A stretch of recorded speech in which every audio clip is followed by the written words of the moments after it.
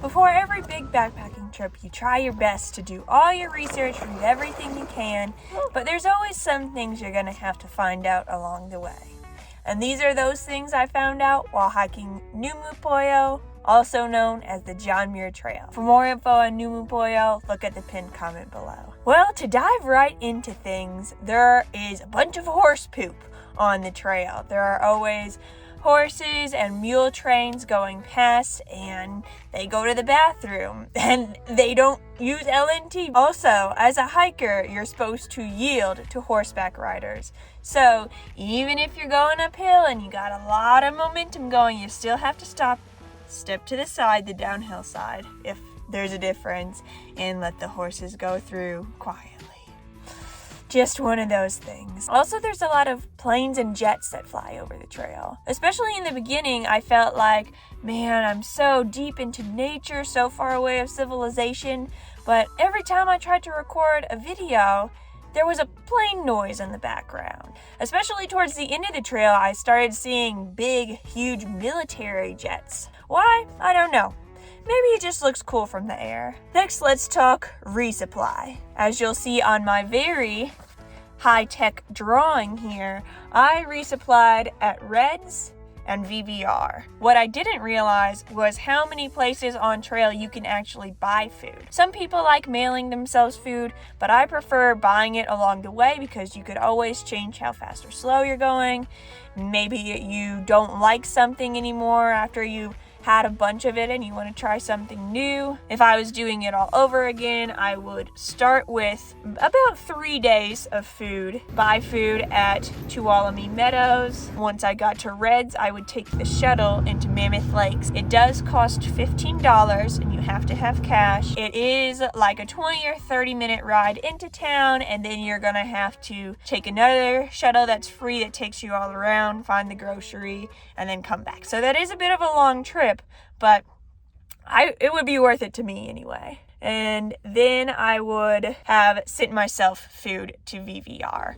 While they do have a pretty big selection, it was a bit pricey. I skipped MTR because they wanted $90 to hold your package, and I felt like that was a lot, especially because there's only about a day's walk in between these two. And for me, I didn't want to take my breaks right in a row. I just wanted, at that point, to go ahead and power through the rest of the trail. Some people do go over Kearsarge Pass into the town of Independence. For me, that didn't really seem worth it because I didn't want to do another pass. It's about 2 or 3 days if you can make it to the end of the trail. And depends how fast you walk, but I heard on this trail it was going to be a little bit more easy to meet people and hike with people if you wanted to. And for me, it was definitely not in the beginning. It seemed like I just started meeting everyone when it was only a few days towards the end of the trail. Although I'm sure there are people that hike and don't find hiking buddies. If you're going on the trail and you want to meet people, this is what I would do. Always camp in areas where you expect there to be a lot of people. Lakes are very popular before or after passes. When you're at these campsites, try striking up conversations with people. Some people aren't going to want to talk, it's the end of a long day. But the more you can just say hi to people. Now that I'm thinking about it, most of the friends I met along the trail, we saw each other a few times and just said, hi, like, how you doing? Before we started actually hiking together. Slowly, you'll start to recognize people, and then you might end up hiking or camping together. Next up, a note on the terrain. It is going to be very steep, and especially the more southern half has a lot more rocks, like maybe this size or this size, but lots of rocks that you have to think about where you're going to put your feet. Especially Mather Pass was really, really difficult. I remember not just walking up the hill, but not breaking your ankles as you go. Before the trail, I didn't realize how popular it was to get up Mount Whitney in time for the sunrise. When I was there, it seemed like a majority of people that I talked to were going to try. The timing of that is really tricky because unless you look it up ahead of time, you probably won't know the exact moment of the sunrise on Mount Whitney. I summited on August 11th, 2022. I was guessing between 5 and 6 a.m. I was guessing between 5 and 6 a.m. it would rise, and it was a little closer to 6. I came up with a timeline of what I thought would be realistic for me, and I actually ended up going slower than that, but that was okay because I added in a lot of wiggle room. I'll put on my screen what I planned versus how it actually went. Also, you do want to bring cash and a lot of different bills. It would be so much easier just to carry one card, but so many places like the backpacker campground in Yosemite, you had to have exact change because it's just a box that you put your cash in. Shuttle to Mammoth Lakes only took cash. The ESTA, Eastern Sierra Transit authorization, I think, that I took from the town of Lone Pine back up to Mammoth Lakes to get my car at the end of the trail, they only took exact cash too. Luckily, my friend that was with me loaned me $3, but the bus actually had to stop so that someone could go get change at a gas station. I think it's something to do with having very limited services. They're not able to take cards a lot in that area, but just so you know, carry cash in a lot of different bills.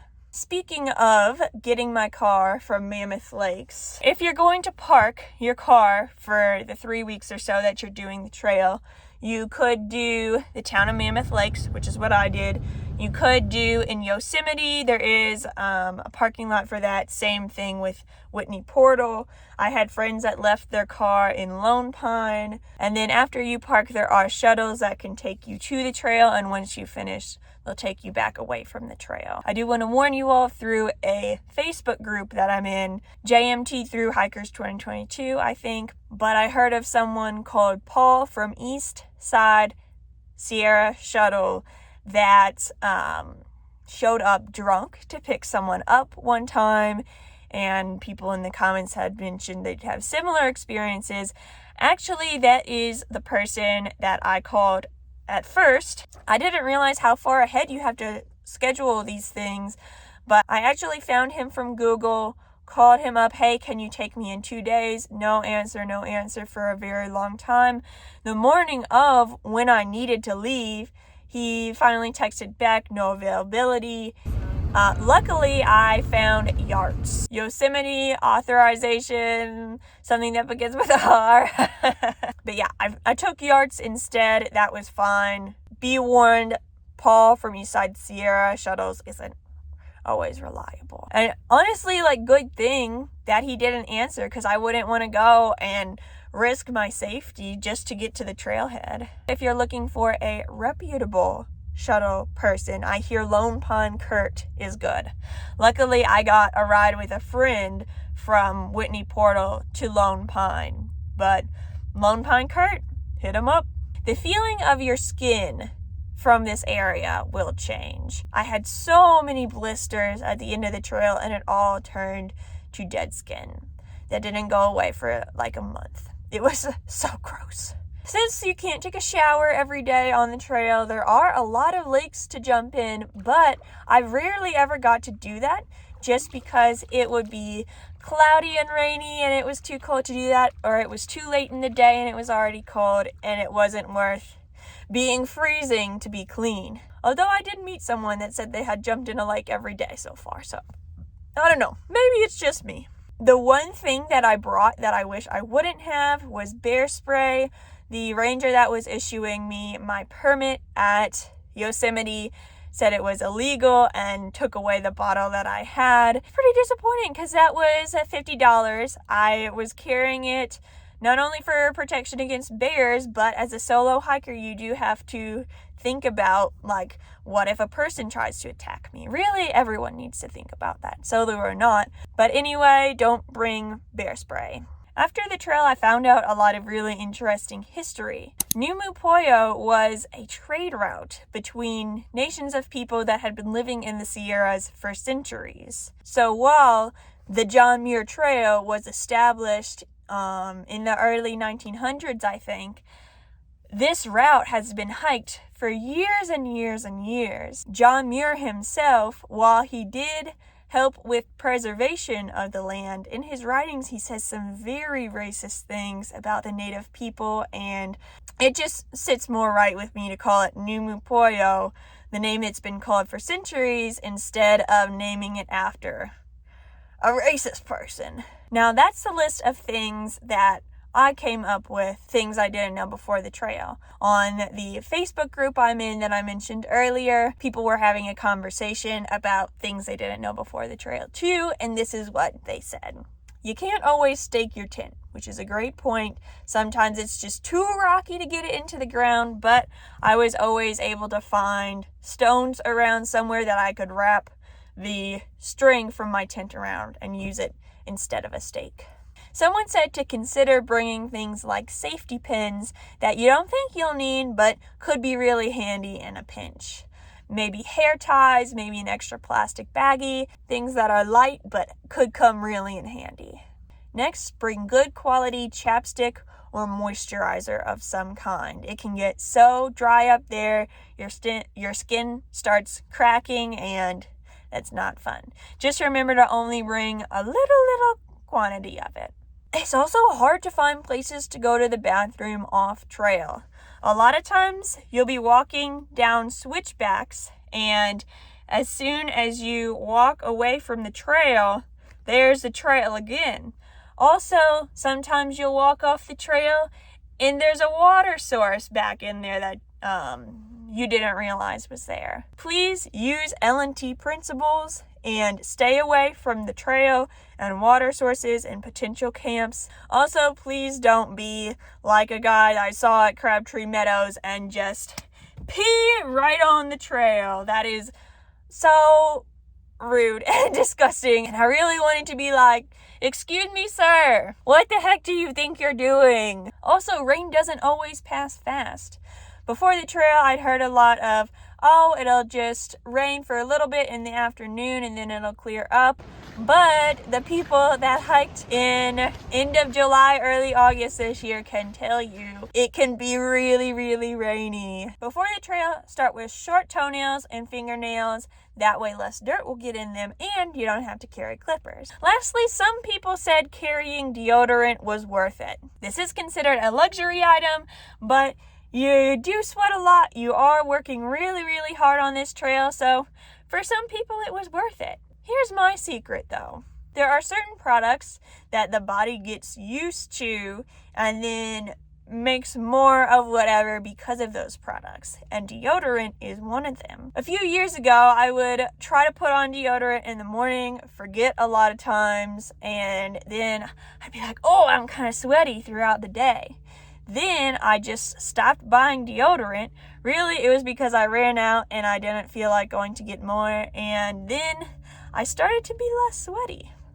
Maybe that doesn't work for everyone, but I've also noticed the same thing with shampoo. After I cut my hair when I did the Superior hiking trail, I only started using shampoo in the shower instead of conditioner.